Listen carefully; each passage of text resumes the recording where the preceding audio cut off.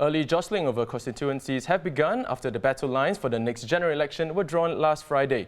More than one opposition party indicated interest in GRCs like Bishan Toa Payoh and Pasir Ris Punggol. Interest has also been shown in SMCs like Marymount and Mountbatten, setting the stage for potential three-cornered fights. But following the release of the new electoral boundaries, opposition parties called on the government to not hold a general election during the Covid-19 pandemic. 8 of the 11 opposition parties called for the election to be put off until the outbreak starts to taper off. The Singapore Democratic Party called it an irresponsible act, saying that all state resources should be focused on dealing with the spread of the coronavirus. It added that PAP should not capitalise on the crisis and jeopardise public health. Similarly, the Progress Singapore Party said that while the party is ready for an election at any time, Singapore should concentrate on fighting COVID-19 for now. Now, here to tell us about the seats to watch in the upcoming general election is news editor Zakir Hussain. Zakir, thanks for taking the time. Now, before we get into more detail, what do you think of the PAP calling for an election now amidst this COVID-19 situation? Is there a precedent of elections being called in times of crisis? I think in Singapore, the last example we had was in 2001, when, soon after the September 11 attacks, and Singapore was in the middle of a slowdown. I think quite a bit of negative growth, and the prospects were quite bleak. I think former PM Goh Chok Tong decided, to seek a fresh mandate for the people to take decisive steps, and I think the PAP did resoundingly well, 75.3% of the votes. So on one level, there's the expectation that actually in a crisis, Singaporeans tend to flock for the safer option. Yep. And that's, I think, why some of the opposition parties feel that maybe this isn't the right time to call for an election. Right.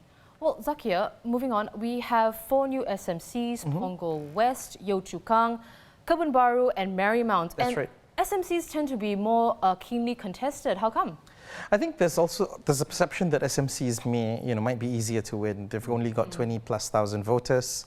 Any sharp swings, could mean the chances, I think just going by the numbers, the chances of an unknown, or a fresh face toppling an incumbent are there. But having said that, that hasn't always been the case in many of the recent elections. And you've seen incumbents actually do much better in SMCs than the national average, for instance. Now, Zakir, let's talk about the other big changes. Of course, residents in Balestier and Novena now being part of Jalan Besar GRC, as well as residents in the Nanyang ward of Choa Chu Kang GRC, and another close to 11,000 residents in Hong Kong North SMC will now come under West Coast GRC. A lot of changes. Now, how are these votes? How are these voters vote? Do you think, and do you see their voting patterns shifting? I don't think they'll be very different from how voters in that area of Singapore kind of voted in the last few elections. PAP got strong support, over 70%. Although it's not sure how that might play out with Dr. Tan Cheng Bock likely to contest in the West Coast this time around. But there's a high chance, I think, with having more voters in a GRC, it'll be harder to unseat the incumbent. Right. Well, Sengkang GRC, East Coast GRC could turn out to be hotly contested areas. Any predictions on how things may play out there? I mean, I think you're likely to see the Workers' Party, both Sengkang and East Coast are joining Aljunied. You're likely to see the Workers' Party send probably its strong teams to both GRCs, They might send former Chief Low Tia Kiang or Aaron Chairman Sylvia Lim to, either of these GRCs. And they've had teams of, working the ground in these constituencies for some time.